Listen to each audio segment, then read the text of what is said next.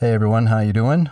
Today I'm going to walk through the process of updating a custom integration on the Unfolded Circle remote 2 or 3. I'm working with the 3 here. This is a great remote. It's really powerful. It's open source. It connects to Home Assistant really easily and really deeply. But I still find the best case scenario is when you can find custom integrations. Of everything I'm running in my integrations, the Home Assistant integration is a native one that comes on the remote. But again, this is something that is mainly used to access other things. And the Apple TV integration is native, but the other 4 you see here are they're custom integrations. Because this is built on an open source platform, you're seeing a lot of really great developers who are using the remote and developing integrations for the various devices that they are using. So today I just found out from the developer, John Carey, that the Kaleidoscape integration that he has created has an update to it. So to update that process, first of all, let me go back here for a second. If you go to the Unfolded Circle website and go to supported devices, you'll find the list of all of the available integrations. So the developer, some of them are Unfolded Circle, some of them are Kenny, Jack, John, Albator. I'm not sure, but he's doing a lot of great stuff. All these people are really, really helpful. They're on the Unfolded Circle Discord. There is also a community integrations tab on the Discord where you can find this stuff. And these are links. So you can, and it'll tell you what type of integration these are. Some of these are infrared remote downloads. There's Bluetooth network, Wi-Fi network. So these are great. And these really make the remote a lot more snappy and fun to use than going through doing other things. And again, as I've mentioned before, integrations should be your top choice. If there is an integration for the device, there's no reason you should use anything else. Unless there's some sort of command that's not included in the API for the integration. Always, if I were to rank them, I'd say the built-in integrations are your top choice. Community developed integrations are your next choice. Then maybe Bluetooth, and then infrared as a last-ditch effort. So that being said, let's jump in here. So we've got our supported devices. Like I said, the Kaleidoscape integration has a new version. So you could get to it from here. I've already got it open here. This is John's page. He's working on some other things. He doesn't even have a Storm audio processor, but he's been building that for me, and it's working really, really well. But here's the Kaleidoscape integration. So the place you want to go is over here to releases on the right hand side of the screen, and 104 is the latest one. So I'm going to click on this, and it's this file right here. It's the source code and all that is there for other developers to maybe build another fork based on this. But to install on the remote, you want this UC integration Kaleidoscape version number tar.gz. So I'm just going to click that. It's going to download, and now it's in my downloads folder. Okay, so I've got the file downloaded and I've put it in the right folder. So I'm going to go to the web configurator. Now, first step, you can't just simply update it as it sits. So you have to go, and actually you don't click into it. When you hover over it, the garbage can opens up. So you're going to click it once, And now it's going to move to the bottom. And the first time you click the trash can, it removes the entities. And then the second time, now it's going to, so basically it uninstalls it first and then you delete it. And don't panic when you do this, because if I go into my activities and look at this, it's not listed here. Well, actually they are still listed here. You're not going to have to rebuild everything when you install the new version.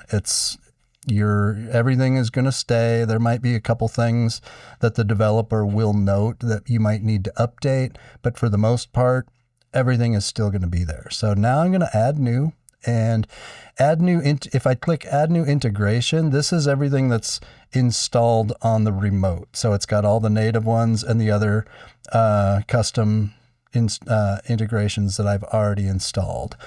I want to install a custom. So I'm going to browse, and you're not going to see where I'm going here, but I'm going to go into this folder where I have all these integrations, and I'm going to find version 104. And now I'm going to upload this. So we upload it to the remote, and this generally takes 30 to 60 seconds, depending on how large the code is, and doesn't take that long, but it's long enough that I'm going to have to ramble a little bit more here. You can't see me today, but I am wearing another gray shirt. It's my mobile device t-shirt. If you haven't been watching my videos where I'm on camera, you'll notice that every shirt that I wear is gray. Okay, so the integration has now been uploaded to your remote, and it needs to be configured. So the first time you click on it, I'm going to not select manual setup because I know this particular one finds my Kaleidoscape device without a problem. Going to click next, and it's been installed, but it's still not done. You need to one more time click on it, and now it's installed and it's ready to be used, but we need to configure it. So we're going to click through this. It's going to seem repetitive. It is the exact same screens that come up, but now when I click next and you see it set up, here are the entities that it provides. So I'm going to add those entities. Now it's ready to use. Now the configured entities are displaying here. And again, if I go to my activities and macros, go in here, you can see that it is still here. I'm going to re-add my custom logos to those just because I like the way those look when I'm doing things in here. Makes it quicker and easier for me to spot things. That last one didn't take. Oh, yes it did. So let's just refresh and see. Yeah, they're there. Okay, and you can see also the JVC integration that exists, the Lumagen Radiance Pro, the Storm Audio. This is not even used. The IR one is not being used anymore because John's built this great Storm Audio custom integration. So yeah, now you would, and the Home Assistant integration is not in use for Storm Audio either. I'm only using that. I just haven't removed those yet. At some point I'll go in and clean it all up. But there you have it. And you can see if I go into my my media player, it's still there. Button mapping, all of my up, down, left, right, the Kaleidoscape Theater remote is still there. So I don't have to redo everything, but it is not just automatic. So remember, you have to delete, then delete it again, because you're uninstalling it, you're deactivating it and removing the entities, and then you click the garbage can again, which removes the files from the remote, and then you add new custom integration.